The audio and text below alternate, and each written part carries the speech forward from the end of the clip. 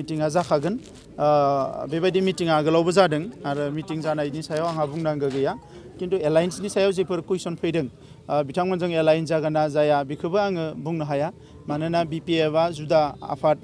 आरो बिजेपिआ जुदा आफाद नाथाय बिजेपिनि दैदेनगिरिफ्रा जिफोर खोथाफोरखौ बुंबाय थादों जे बिथांमोना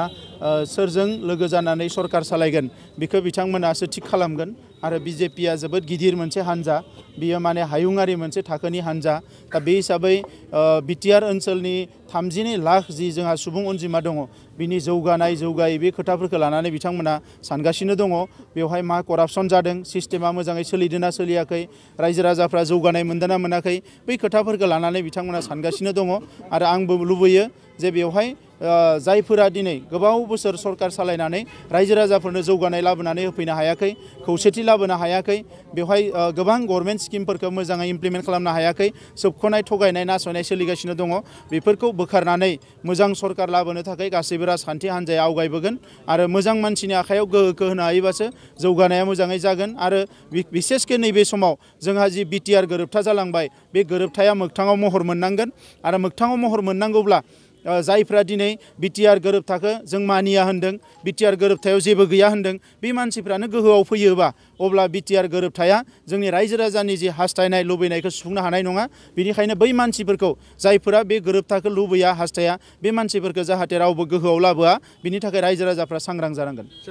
दिनै गोरिब गुद्रानिफ्राय लानानै जोंनि आबादारिफोरनिफ्राय लानानै आइजोफोरनिफ्राय लानानै साख्रि बाख्रिनि जि जेंना नुजादों अंगनबादिनिफ्राय लानानै जिफोर जेंना दायो जादों गासैबो जेंनाफोरखौ लानानै जोङो मेनिफेस्ट'आव जोङो सोगोन नाथाय जों बेखौबो रायलायखादों जे बेफोर जेंनाखौ जोङो सुफुंनांगोन आरो सुफुंनो थाखाय जोंहा जि राहा लामाफोर दङ बे राहा लामाफोरखौ लानानैबो जों रायलायदों आरो नैबेयाव जाय सरकार सालायबाय थादों बिथांमोना गोसो होनानै सरकारखौ सालायाखै सिस्टेमखौ मोजाङै नायाखै बुजियाखै स्टाडि खालामाखै दा भारत सरकार आसाम सरकारनि गोबां बेवहाय आसनिफोर दङ स्किमफोर दङ प्रजेक्टफोर दङ बेफोरखौ मोजाङै नायनानै बै जेंनाफोरखौ बोस्रांनो हानाय लामाया दङ नाथाय बिथांमोना जिहेतु गावबा गावनि थाखायल'सो राजखान्थिखौ खालामदों बेनिखायनो रायजो राजानि थाखाय बिथांमोना मावनो हायाखै आरो बेखौ सोलायनाय लाबोयोबा गोदान सरकार फैयोब्ला गोदान दैदेनगिरिफोर फैयोब्ला बेवहाय सोलायनायखौ निश्चय लाबोनो हागोन आं बेखौ मिजिंथियो বিটিচিত ভ্ৰষ্টাচাৰ বা অনিয়ম চলি থাকিল তাৰ বিৰুদ্ধে আমি উমেন হিচাপে অংশগ্ৰহণ কৰিবলৈ সম্পূৰ্ণৰূপে সাজু হৈছোঁ আৰু ইতিমধ্যে আমাৰ যিমানখিনি জইনিং হৈছে তাৰ ভিতৰত আমাৰ উমেনে বেছি আছে ইতিমধ্যে 5টা সমষ্টিত মানে ভেৰগাঁও ডিষ্ট্ৰিক্টত কমেও 200ৰো অধিক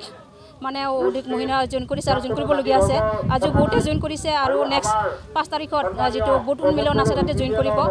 মুঠতে নেক্সট আহি থকা ইলেকশ্যনত পূৰ্ণচাৰৰ নেতৃত্বত আমাৰ বিটিআৰ শাসন পৰিৱৰ্তন 100% চিয়ৰ গতিকে আৰু ইয়াত আমি মহিলাসকলে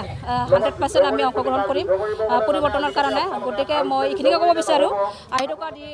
পূৰ্ণচাৰৰ নেতৃত্বত আমাৰ 2020ত আমাৰ বিটিআৰত ইউপিএল চৰকাৰৰ নিশ্চিত আছে এজেপিৰ আছে কংগ্ৰেছ আছে আৰু লগতে বহুত অন্য সংগঠনৰ পৰা আহিছে এইখিনি 5 তাৰিখে